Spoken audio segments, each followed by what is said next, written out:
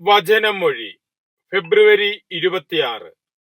വചനഭാഗം 2 തിമോത്തി 4:1-6, യോഹന്നാന്റെ സുവിശേഷം 4:27-38.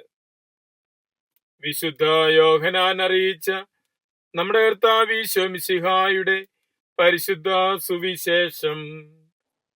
തത്സമയം ഈശോയുടെ ശിഷ്യന്മാർ തിരിച്ചെത്തി.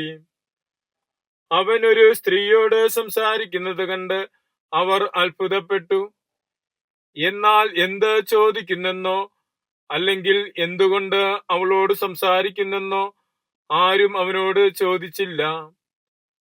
ആ സ്ത്രീയാകട്ടെ കുടം അവിടെ വെച്ചിട്ട് പട്ടണത്തിലേക്ക് പോയി ആളുകളോട് പറഞ്ഞു, ഞാൻ ചെയ്ത കാര്യങ്ങളെല്ലാം എന്നോട് പറഞ്ഞ ഒരു മനുഷ്യനെ നിങ്ങൾ വന്ന് കാണുവിൻ.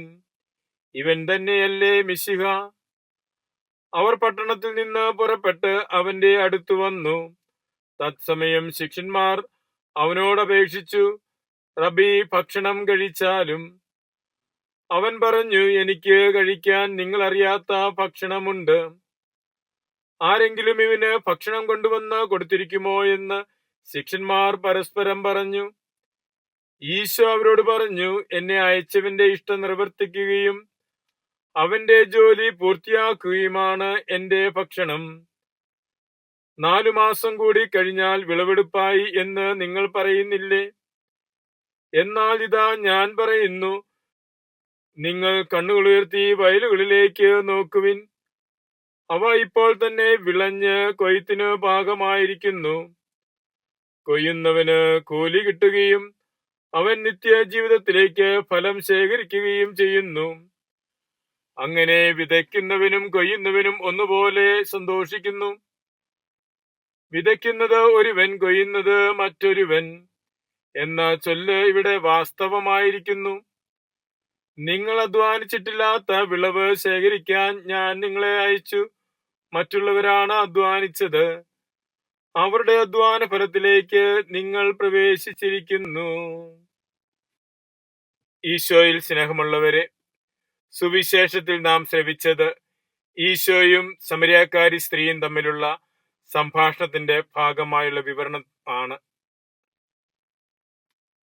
സമരിയാക്കാരി സ്ത്രീ ഈശോയെ കുറിച്ച് അറിഞ്ഞതിനു ശേഷം തന്റെ ജനത്തോട് ഈശോയെ കുറിച്ച് സംസാരിക്കുവാനായിട്ട് പോകുന്നു. താൻ അറിഞ്ഞ ഈശോയെ തന്റെ ജനത്തോട് പങ്കുവെക്കുകയും ആ ഈശോയെ അറിയുന്നതിനും അനുഭവിക്കുന്നതിനും വേണ്ടി അവരെ ഈശോയുടെ പക്കലേക്ക് കൂട്ടിക്കൊണ്ടുവരികയുമാണ് ചെയ്യുന്നത്. താൻ അനുഭവിച്ച ഈശോ മിശിഹ തന്നെ ആയിരിക്കുകയില്ലേ എന്ന് ചോദിച്ചുകൊണ്ട് ആ മിശിഹ അനുഭവത്തിലേക്ക് തങ്ങൾ പ്രതീക്ഷിച്ചിരുന്ന മിശിഹ ആണ് ഈശോ എന്ന കാര്യം ജനത്തോട് പങ്കുവെക്കുകയാണ്. ഭക്ഷണം വാങ്ങുന്നതിന് വേണ്ടി പട്ടണത്തിലേക്ക് പോയിരുന്ന ഈശോയുടെ ശിഷ്യന്മാർ തിരിച്ചു വന്ന് ഈശോയോട് ഭക്ഷിക്കാൻ ആവശ്യപ്പെടുന്നു. ഈശോയെ ഭക്ഷണം കഴിക്കുവാൻ വിളിക്കുന്നു. ഈശോ പറയുന്നു, എന്റെ പിതാവിന്റെ ഇഷ്ടം നിർവഹിക്കുന്നതും അവന്റെ ജോലി പൂർത്തിയാക്കുന്നതുമാണ് എന്റെ ഭക്ഷണം. ദൈവപിതാവിന്റെ ഇഷ്ടം പൂർത്തിയാക്കുന്നത് ഭക്ഷണം കഴിക്കുന്നത് പോലെ പ്രധാനപ്പെട്ടതാണ് എന്ന ചിന്തയാണ് തിരുവചനം നമുക്ക് നൽകുന്നത്. നമ്മുടെയും പ്രവൃത്തികളിലൂടെ ഭക്ഷണം കഴിക്കുന്നത് പോലെ തന്നെ പ്രധാനമായ കാര്യമാണ് ദൈവത്തിന്റെ ഹിതം നിറവേറ്റുക, അവിടുത്തെ പ്രവൃത്തികൾ ചെയ്യുക, ദൈവവചനമനുസരിച്ച് പ്രവർത്തിക്കുക എന്ന ബോധ്യത്തിലേക്ക് വളരുവാൻ നമുക്കും സാധിക്കണം. ദൈവകൃപ, ദൈവവചനമനുസരിച്ച് പ്രവർത്തിക്കുവാനും ദൈവകൃപ അനുഭവിക്കുവാനുമുള്ള അനുഗ്രഹം നമുക്ക് പ്രാർത്ഥിക്കാം. മിശിഹ നമ്മെ അനുഗ്രഹിക്കട്ടെ.